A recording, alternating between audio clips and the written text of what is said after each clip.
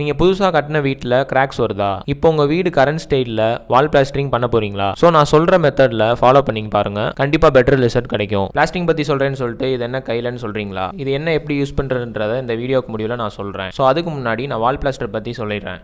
வால் plaster வந்து 1:4 ரேஷியோவில் நீங்கள் யூஸ் பண்ணணும். 1:4னா ஒரு CFT cement and 4 CFT sand. இதை வச்சு நீங்கள் மிக்ஸ் பண்ணிங்கன்னா better quality of the matter உங்களுக்கு கிடைக்கும். ஸோ வால் பிளாஸ்டர் பண்ணுறதுக்கு முன்னாடி நம்ம பிரிக் ஒர்க் வந்து கரெக்டான அலைன்மெண்ட்டில் பண்ணணும். 4 இன்ச் வால் பார்த்தீங்கன்னா கரெக்டாக 4 ஃபீட் லெவல், அதுக்கும் மேலே தூக்கக்கூடாது. ஸோ அந்த மாதிரி அலைன்மெண்ட்டில் பண்ணிங்கன்னா தான் 12 mm திக்னஸில் ஒரு 12 mm திக்னஸில் உங்களுக்கு வந்து பிளாஸ்டரிங் கிடைக்கும். ஸோ அதுக்கு வாலோட அலைன்மெண்ட் ரொம்ப மெயின். ஸோ அதெல்லாம் நீங்கள் வந்து சூப்பர்விஷன் நல்லபடியாக பண்ணால் தான் உங்களுக்கு அந்த திக்னஸ் கிடைக்கும். ஸோ சீலிங் பிளாஸ்டரிங் பார்த்தீங்கன்னா வந்து 1:3 ரேஷியோவில் நீங்கள் பண்ணணும். 1:3 ரேஷியோனா ஒரு CFT சிமெண்ட் 3 CFT சாண்ட். என்ன இது CFT ரேஷியோன்னு சொல்கிற? இன்னும் சிம்பிளாக சொல்லு சுரேஷ் அப்படின்னு சொன்னீங்கன்னா, ஒரு மூட்டை சிமெண்ட்டுன்றது 2.25 பாண்டு வரும்.